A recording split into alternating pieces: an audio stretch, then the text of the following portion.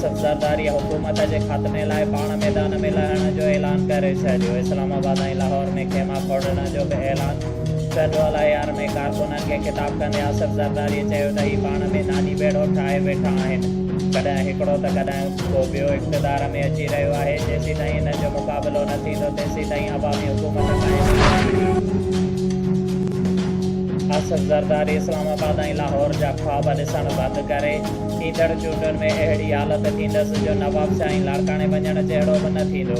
फवाद चौधरीअ चयो आहे त आसिफ ज़रदारी वॾियूं वॾियूं ॻाल्हियूं करे रहियो आहे। भले खेमा फोड़े पर नाले मातिर कारकुन मसाईंदसि। पीपल्स पार्टीअ खे पंजाब में उमेदवार ई न मिली रहिया आहिनि। 30 सालनि खां सिंध में आहे। अञा चए थो त सिंध लाइ मास्टर प्लान आणींदुसि। जॾहिं वञण वारो आहे त प्लान कीअं आणींदो। सिंध में ईंदड़ हुकूमत PTI जी हूंदी। हुक्मराननि जे गिचीअ में हथ विझण जो वक़्तु अची वियो आहे। आवाम तयारी करे। हुक्मराननि मां फौरी तौर जान न छॾाई त पाकिस्तान जो ई ख़ुदा हाफ़िज़ थी वेंदो।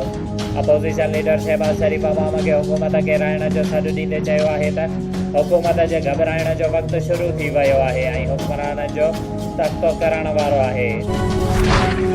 मुआइशी तौर पाण संभालियूं था त डॉलर जो मुल्ह वधी वञे थो, जंहिंसां कर्ज़नि में वाधि थी वञे थी ऐं अदायगियुनि लाइ मजबूर थी IMF वटि वञिणो पवे थो। वज़ीर आज़म इमरान ख़ान। पेरियार रोड जो रहवासी वापडा मुलाज़िम यूनिस कीरियो हिकु पखीअ लाइ जान जोखे में विझी बिजलीअ जे थंभे ते चढ़ी पखीअ खे बचाए वरितो। प्रेस क्लब बांदीअ में प्रेमी जोड़े जो प्रेस कॉन्फ्रेंस उन मौक़े ते नारी गनवा सांद दाहींदे चयो त आऊं पंहिंजे मर्ज़ीअ सां शहदादपुर जे कोरट में राशिद अली बालादीअ सां प्यार जो परिणो कयो आहे, जंहिं ते मुंहिंजा माइट मुंहिंजे ऐं मुंहिंजे मुड़ुस जे जान जा बेरी बणिजी विया आहिनि। हुन दाहींदे चयो त गुलाम रसूल सांद, मुहरम सांद, मुनीर सांद, लतीफ़ सांद, इसरार सांद ऐं ॿियनि मां मूंखे ऐं मुंहिंजे मुड़ुस खे ऐं हुन जे माइटनि खे जानी ख़तरो आहे। जॾहिं त मुंहिंजे माइटनि मुंहिंजे मुड़ुस जे माइटनि ते कूड़ा केस दाख़िल कराया आहिनि। हुन वस वारनि खे अपील कंदे चयो आहे त असांखे तहफ़ुज़ फ़राहम कयो वञे।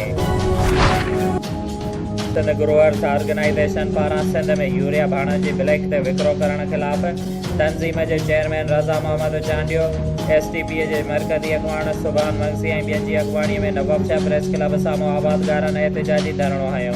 जॾहिं त हुन मौक़े ते आबादगारनि सिंध जे आबादगारनि जे मुआइशी क़त्लेआम बंदि करण ऐं यूरिया भाण जे हथरादू खोट ऐं ब्लैक मार्केटिंग ख़िलाफ़ सख़्त नारेबाज़ी कई। हुन मौक़े ते आबादगारनि अॻुवान मीडिया सां ॻाल्हाईंदे चयो त सिंध में दाइश तौर यूरिया भाण जी ज़ख़ीरा अंदोज़ी कई पई वञे ऐं ब्लैक ते विकिरो कयो पियो वञे, जंहिंसां नंढनि आबादगारनि खे वॾो नुक़सानु पहुची रहियो आहे। हुननि मुतालबो कयो त यूरिया भाण जी ज़ख़ीरा अंदोज़ी ख़तमु कई वञे। ॿी सूरत में नेशनल हाईवे ते एहतिजाजी धरणो हयो वेंदो। कमिश्नर शहीद बेनज़ीराबाद डिवीज़न सैयद मोहसिन अली शाह जी सदारत हेठि डिवीज़नल स्पोर्ट्स कोऑर्डिनेशन कमेटीअ जो हिकु अहम इजलास कमिश्नर ऑफिस जे कमेटी रूम में थी गुज़रियो, जंहिं में फ़ैसिलो कयो वियो त स्कूल ऐं कॉलेजिस जे शागिर्दनि ऐं शागिर्दियाणियुनि जो टियों शहीद बेनज़ीराबाद डिवीज़नल स्पोर्ट्स फेस्टिवल 25 खां 27 जनवरी ताईं शहीद बेनज़ीराबाद ज़िले जे मेज़बानी हेठि नवाब शाह में मुनक़िद कयो वेंदो।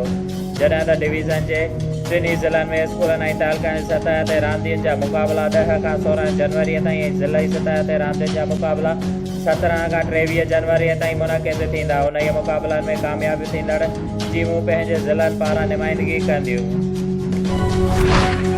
अॻूणे सदर आसिफ अली ज़रदारीअ जे सोट रईस आफ्ताब ख़ान ज़रदारीअ खे समय आले नकियुनि सां अबाणे क़ब्रिस्तान बालूअ जा कुबा में मिटीअ मां हवाले कयो वियो। आसिफ अली ज़रदारी हेलीकॉप्टर ज़रिए नवाब शाह पहुतो।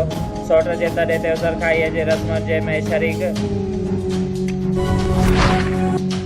नवाब शाह समेत मुल्क जे कुंड कुड़छ में सहाफ़ी ज़िम्मेवारियूं अदा कंदड़ सीनियर सहाफ़ी ऐं कलमकार नवाब शाह प्रेस क्लब जे अॻूणे उहिदेदार कामरान अज़ीज़ुल्लाह जे पहिरीं वरसी संदसि फर्ज़ंद काशिफ अबड़ो ऐं भाउ हबीबुल्लाह अबड़ो पारां रहाइशी गाह ते इंतिहाई सादगीअ सां मल्हाई वई। उन मौक़े ते क़ुरान ख़्वानी ऐं ख़ैरात जी मानी तक़सीम कई वई। जॾहिं त journalist rights civil society for truth base and justice जे मरकज़ी सदर नवाब शाह प्रेस क्लब जे अॻूणे सदर ज़ुल्फ़कार ख़ासकैली सीनियर सहाफ़ी फयाज़ चंद्र किलेरी ताज रिंद कामरान अबड़ो जे फर्ज़ंद काशिफ अबड़े सां गॾिजी नवाब शाह जे क़दीमी हाजी नसीर क़ब्रिस्तान पहुची कामरान अबड़ो जे क़बर ते गुलनि जी वर्खा कई।